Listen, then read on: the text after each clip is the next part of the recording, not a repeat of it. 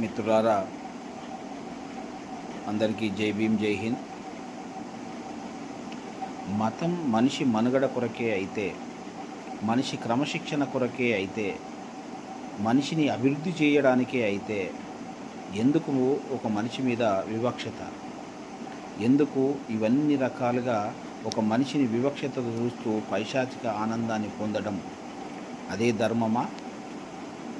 నిజంగా ప్రతి ఒక్కరూ ఆలోచించాల్సిన అవసరం ఉంది. దేశంలో ప్రజాస్వామ్యమో ఉందా లేదా అన్న పరిస్థితి, ధర్మపాలన పేరు చెప్తూ అది ధర్మంగా ఉందా అధర్మంగా ఉందా అన్నది మీరు ప్రశ్నించుకోవాల్సిన అవసరం ఉంది. అదేవిధంగా ఈ వివక్షత, అంటరానితనము ఎన్నో రకాలుగా మనిషిని మనిషిగా చూసే పరిస్థితే లేకపోతే ఆ ధర్మమైందా అధర్మమైందా అనేది మీరే చెప్పాలి.